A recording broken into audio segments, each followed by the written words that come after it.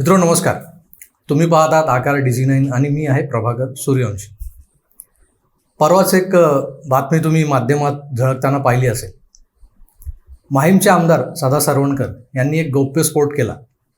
एक सभा होती, त्या सभेत त्यांनी सविस्तरपणे त्यांच्या एका निवडणुकीच्या वेळेला त्यांचं तिकीट कसं कापलं गेलं, ते कापताना कसे छक्के पंजे खेळले गेले याचं विस्तृत वर्णन केलेलं आहे. खरं तर ही जी गोष्ट आहे ती सांगताना सदा सरवणकरांनी उशीरच केला आहे तसं बघायला गेलं.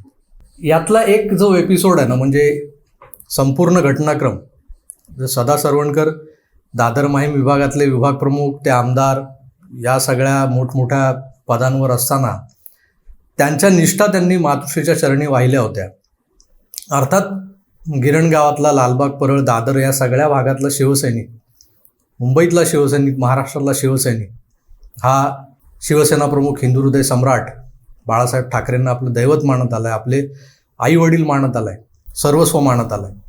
आणि ते जे सांगतील, मातोश्रीवरून जो आदेश येईल तो शिरसावंद्य मानायचा आणि त्यानुसार पुढे वाटचाल करायची, हे प्रत्येक शिवसैनिकाचं कर्तव्य होतं. आजही बाळासाहेब हयात नसले तरी निव्वळ त्यांच्या नावाने चालणारी ही शिवसेना जी आहे, किंवा मातोश्री नावाचं जे अधिष्ठान होतं एकेकाळी, तिथून आलेला कुठलाही आदेश शिवसैनिक आपल्या सर आखोपर असल्यासारखं, म्हणजे शिरसावंद्य म्हणतो आपण त्याला, त्या पद्धतीनं त्या आदेशाचं पालन करत आलेलं आहे. आज मुंबई बंद करणं असो किंवा महाराष्ट्र बंद करणं असो, एखाद्या आंदोलनाची हाक दिल्यानंतर ते आंदोलन यशस्वी करून दाखवणं असो, पोलिसी बळ असो, SRPF असो की रॅपिड ॲक्शन फोर्स असो, या प्रत्येक शक्तीला सामोरं जाण्याचं जे निधडं धैर्य जे दाखवायचे शिवसैनिक, त्यामागे एकच शक्ती कार्यरत होती, बाळासाहेब ठाकरे साहेब. गेले आणि नंतर जी अवस्था झाली आहे, पक्षाची, संघटनेची जी अवस्था झाली आहे, आणि मातोश्री नावाचं जे अधिष्ठान होतं ते अधिष्ठान आता अधिष्ठान उरलेलं नाही आहे. मागच्या 2.5 वर्षाच्या काळात तर त्याचं नामांतरही झालं आहे. आम्ही जान नावाची बंगली झाली आहे ती, आणि तिथे कोण जाळीदार टोपीवाले राहतात किंवा त्या जाळीदार टोपीवाल्यांचं लांगुल चालन करणारे लोक राहतात, हेही तुम्हाला ठाऊक आहे. मित्र, त्यातलाच एक माणूस जो आज या उरल्या सुरल्या गटाचा पक्षप्रमुख म्हणून वावरतोय, त्या व्यक्तीच्या कद्रूपणाचे जे लक्षणं आहेत ना, ते आपण सगळ्यांनी पाहिलेली आहेत. वारंवार त्या कद्रूपणाचा अनुभव घेतलेला आहे. आणि त्यातलेच काही अनुभव सदा सरवणकरांनी काल परवा जगजाहीर केले. मला खास सांगावंसं वाटतंय की माझं एक विवेचन आलं होतं. मनोहर जोशी सरांना शिवाजी पार्कच्या सभेतून, दसऱ्याच्या सभेतून ज्या पद्धतीने हाकलून दिलं गेलं, त्यांची हुर्री उडवली गेली, आणि त्यानंतर एक शिवसेना घडवताना शिवसेना प्रमुखांच्या खांद्याला खांदा लावून ज्याने आपलं आयुष्य घालवलं, शिवसेना उभी केली, महाराष्ट्राचा युतीचा, भाजपा सेना युतीचा पहिला मुख्यमंत्री बनला तो माणूस, अशा माणसाला असं अपमानित करून व्यासपीठाच्या खाली उतरवणं कोणालाही आवडलं नव्हतं. पण काही ठराविक शिवसैनिकांचा जो गट तिथे होता, त्या गटाने त्यांची हुर्री उडवली. त्यामागची कहाणी मी माझ्या त्या एपिसोडमध्ये तुम्हाला सांगितलेली आहे. कद्रूपणाची जी लक्षणं आहेत ना माणसाची, जे स्वभावात कद्रूपणा असला तर माणूस किती टोकाला जाऊ शकतो याचं एक जिवंत उदाहरण आहे ते. दादरलाच गणेशोत्सवात एक कार्यक्रम होता. त्या कार्यक्रमात मनोहर जोशींना मुलाखतीसाठी बोलवलं होतं. त्या मुलाखतीत एक प्रश्न विचारला मुलाखतकर्त्यांना की राज आणि उद्धव हे 2 भाऊ जर एकत्र आले तर महाराष्ट्रातल्या राजकारणाची स्थिती काय असेल. यावर मनोहर जोशींनी स्पष्ट भाषेत उत्तर दिलं होतं की राज आणि उद्धव या दोन्ही ठाकरे बंधूंनी एकत्र येणं ही काळाची गरज आहे. मला वाटतं 2012ची गोष्ट असावी, 11-12ची. त्यावेळेला त्यांनी हे विधान केलं होतं, आणि त्या विधान करताना त्यांनी जोड दिली होती की राज यांच्याकडे संघटन कौशल्य किंवा इतर गोष्टी ज्या उद्धवजींकडे आहेत असं म्हटलं जात होतं तोवर, त्याची जरी कमी असली किंवा ते फारसं त्यांचं दिसलं नसलं तरीही राज ठाकरे हे मुलूक मैदान, सभा गाजवणाऱ्या तोफेसारखे आहेत, बाळासाहेबांसारखे. त्यांच्या सभांना प्रचंड गर्दी होते, वक्तृत्व आहे बाळासाहेबांसारखं, आणि हे संघटनेला उपयुक्त ठरेल. फील्डवर, प्रत्यक्षात मैदानात राज ठाकरे, आणि मागून सगळा कारभार सांभाळायला उद्धव ठाकरे, अशा या जोडगोळीनं जर ही शिवसेना सांभाळली असती तर कदाचित आज महाराष्ट्रातलं सगळंच राजकीय चित्र वेगळं दिसलं असतं. आणि ही दूरदृष्टी मनोहर जोशी सरांनी 2011-12 साली व्यक्त केली होती. आणि हे सर्वसाधारण सगळ्याच मराठी माणसांच्या मनात असलेली एक सुप्त इच्छा त्यावेळेला होती. आता नाही. मनोहर जोशी काही चुकीचं बोलले नव्हते. त्यांनी सर्वसामान्य मराठी माणसांच्या भावना व्यक्त केल्या होत्या. पण ती भावना उद्धव ठाकरेंना एवढी जिवारी लागली की त्यांनी ठरवून मनोहर जोशींचा अपमान करायचं योजलं आणि त्या योजनेत कामाला लावलं सदा सरवणकर यांना. सदा सरवणकर बिचारे दादर माहीम विभागाचे विभाग प्रमुख आमदार, त्यांना पुढच्या निवडणुकीत तिकिटाची अपेक्षा, उद्धवजींना मातोश्रीला नाराज करणं म्हणजे आपल्या तिकिटावर गदा येणं हेही त्यांना माहिती होतं. आणि म्हणूनच त्यांनी उद्धवजींनी जसं सांगितलं तसं ते करत गेले. आणि त्याचा उल्लेख मी माझ्या त्या व्हिडिओत केलेला आहे, तुम्ही तो ऐकलाही असेल. काल त्यांनी एक नवीन गौप्यस्फोट केला, तो म्हणजे ज्या वेळेला सदा सरवणकरांची तिकीट कापली गेली, म्हणजे आदेश बांदेकर यांना प्रमोट केलं गेलं, त्याच्या आधी काय नेमकं झालं होतं ती घटना त्यांनी सांगितली. खरं तर यातून पक्षप्रमुखांचा नुसता कद्रूपणा नाही तर धोरणी कपटीपणा दिसून येतो. कारण एखाद्या तुमच्याच शिलेदाराला त्याचे पंख कापून छाटून त्याला घरी बसवणं इथपर्यंत ठीक आहे, पण त्याला इतकं जर्जर करायचं, इतकं जखमी करायचं की तो त्याच्या आयुष्यातून उठला पाहिजे. राजकीय आयुष्यातून तो उठणारच होता. सदा सरवणकर एका मोठ्या महापापातून वाचले, एका मोठ्या पातकातून वाचले असं म्हणावं लागेल. कारण संजय राऊत, मिलिंद नार्वेकर आणि उद्धव ठाकरे यांनी ज्या पद्धतीने सदा सरवणकरांना उकसावलं होतं की तू जा आणि वाटेत लागणारा पेट्रोल पंप जो आहे तिथून पेट्रोल घे आणि मनोहर जोशींचं घरच जाळून टाक, म्हणजे आज जर मनोहर जोशी त्यांचं कुटुंबीय असेल तर तेही त्यांनाही जाळून टाक, ह्या अशा पद्धतीच्या सूचना दिल्या गेल्या होत्या. आणि हे करायला जे सरसावले होते, पुढे धावले होते सगळा जामानिमा घेऊन, आणि त्याचा इत्थंभूत रेकॉर्ड ठेवण्यासाठी तिथे आधीच म्हणजे हे मातोश्री, वांद्रे ते दादर शिवाजी पार्क या 7-8 मिनिटाच्या कालावधीत पोचेपर्यंत तिथे 20-22 वृत्तवाहिन्यांचे कॅमेरे लागून तयार होते. तिथे पत्रकार आधीच येऊन बसले होते. याचा अर्थ सावज आयतं जाळ्यात येण्याची वाट बघत होते ते. मनोहर जोशींना अशी कल्पना नव्हती. पण ही कल्पना ज्यांनी वृत्तवाहिन्यांना दिली, पत्रकारांना दिली आणि हे सगळं घडवून आणलं, जर हे सगळं डोळ्यात देखत ही जाळपोळ झाली असती आणि त्याचा रेकॉर्ड जर वृत्तवाहिन्यांनी टिपला असता तर आज सदा सरवणकर जे काही आज सांगतायत, गौप्यस्फोट करतायत, भाषणं देत आहेत, ते भाषणं द्यायला आज आपल्यात असते का? खडी फोडत असते कुठेतरी येरवड्याच्या तुरुंगात वगैरे. राजकारणातून तर ते उठलेच असते, पण त्यांच्या सामान्य आयुष्यातून म्हणजे जगण्यातूनही त्यांना परागादा व्हायला लागलंच. ही एवढी तरतूद करून ठेवली होती मातोश्रीवाल्यांनी, संजय राऊत, मिलिंद नार्वेकर, उद्धव ठाकरे.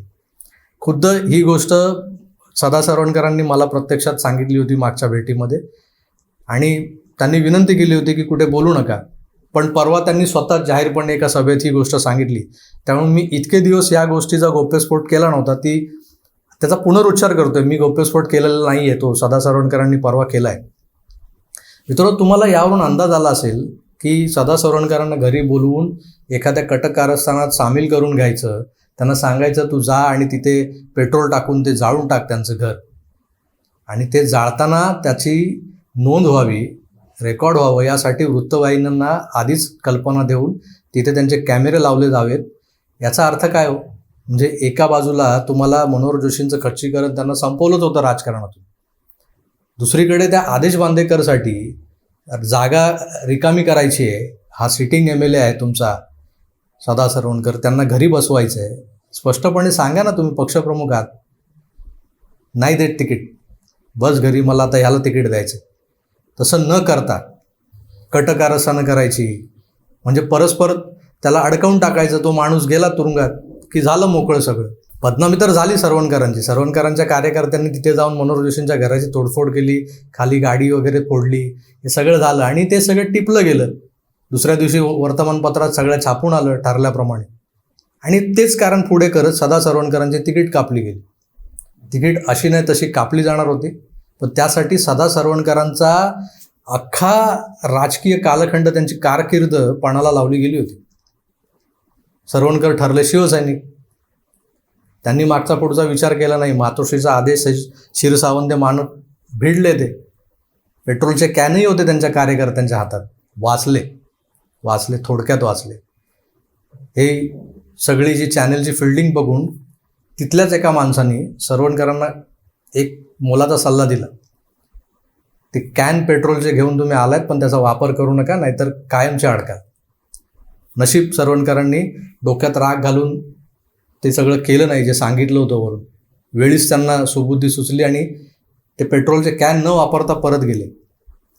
नाहीतर केवढा मोठा अनर्थ ओढवला असता याची तुम्ही नुसती कल्पना करा.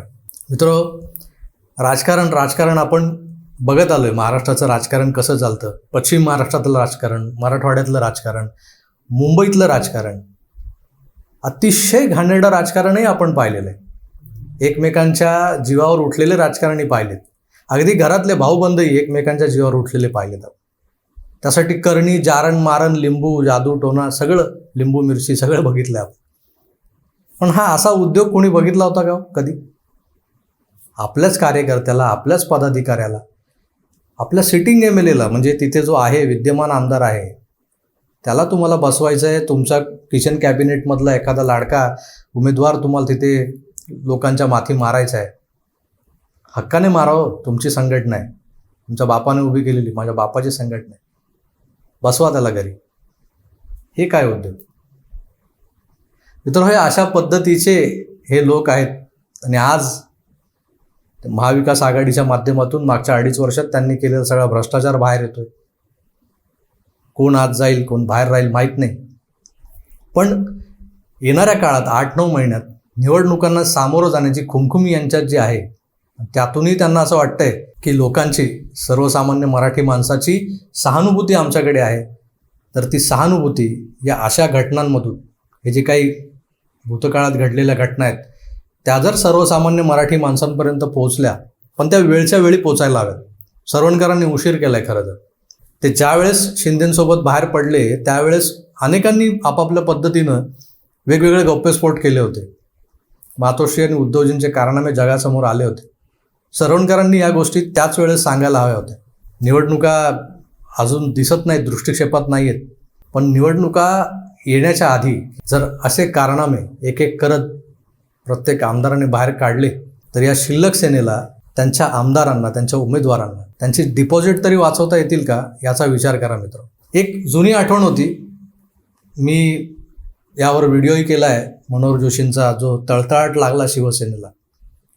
माझ्या त्या व्हिडिओचं शीर्षक होतं की हा मनोहर जोशी सरांचा तळतळाट आहे का, जे काही घडतंय ते, ज्या पद्धतीने शिवसेना फुटली, ज्या पद्धतीनं पुढे वाताहत झाली, हा तळतळाट आहे का? मनोहर जोशींचाच नाही, असे अनेक शिवसैनिक आहेत, असे अनेक सर्वसामान्य लोक आहेत. आपली घरं भरण्यासाठी सर्वसामान्य कामगारांना ज्या पद्धतीनं वेठीस धरलं गेलं, देशोधडीला लावलं गेलं. सेंटॉरचं एक उदाहरण दिलं मी आपल्या एअरपोर्टच्या. अशी अनेक उदाहरणं आहेत. म्हणजे मी एअरपोर्ट सेंटॉरबद्दल बोललो, जुहू सेंटॉरचं एक प्रकरण मी लवकरच तुमच्यासमोर आणणार आहे. औरंगाबादच्या व्हिडिओकॉनमधली घटना आहे, महिंद्रामधल्या घटना आहेत. भारतीय कामगार सेनेच्या माध्यमातून ज्या पद्धतीनं सर्वसामान्य मराठी कामगारांचं जे शोषण झालं आहे, ज्यांना देशोधडीला लावलं गेलं आहे, माझ्या एका व्हिडिओनंतर 100-125 SMS व्हॉट्सअपवर मला मेसेज आलेले. 30 ते 40 लोकांनी फोन करून त्यांच्या कहाण्या मला सांगितल्या. आता या सगळ्या जर मी सविस्तर तुमच्या पुढे एक एक एपिसोडमध्ये मांडायचं ठरवलं ना, तर अख्खा 1.25 महिना 1.5 महिना यात निघून जाईल. मित्र, हे सोडाचं राजकारण आहे. आपल्याला त्या राजकारणातली एक बाजू समजून घ्यायची, सत्याची बाजू, असत्याची बाजू, आणि आपण कुठे उभं राहायचं हे ठरवायला हवं.